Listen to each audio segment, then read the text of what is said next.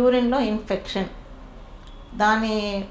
అది లక్షణాలు ఏంటంటే యూరిన్లో మంట, మాటికి యూరిన్ వెళ్ళడము, యూరిన్ ఫ్రీగా రాకపోవడము, తట్టుకొని రావడము, లేదా హై ఫీవర్, జ్వరం రావడం, కిడ్నీ హై ఫీవర్, యూరిన్లో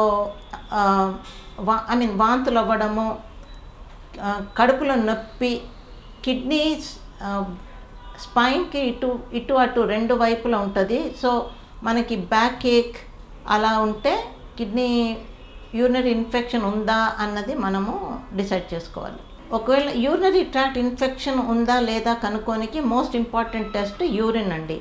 యూరిన్లో నార్మలీ పస్ సెల్స్ ఉండకూడదు, ఉంటే కూడా 3 to 5 per high power field కన్నా తక్కువే ఉండాలి.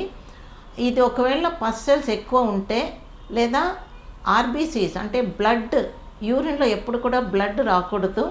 బ్లడ్ వచ్చింది అంటే మట్టుకు కిడ్నీ ఇన్ఫెక్షన్ ఉన్నట్టు అనుకోవాలి.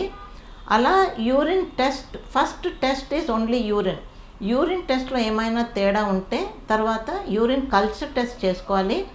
కల్చర్ టెస్ట్ చాలా ముఖ్యం, ఎందుకంటే కల్చర్లోనే మనకి ఏ ఆర్గానిజం ఉంది ఆ తర్వాత ఓన్లీ అది మట్టుకు ఇంపార్టెంట్ కాదు.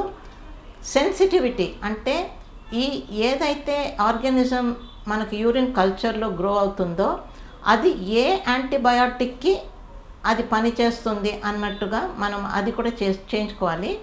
అల్ట్రాసౌండ్ ఒకటి, అంటే స్కానింగ్, కిడ్నీ స్కానింగ్ కూడా ఇంపార్టెంట్. ఎందుకంటే ఒకవేళ స్టోన్స్ ఉన్నట్టయితే వీళ్ళకి రిపీటెడ్లీ రికరెంట్లీ యూరినరీ ట్రాక్ట్ ఇన్ఫెక్షన్ వచ్చే ఛాన్స్ ఉంటుంది.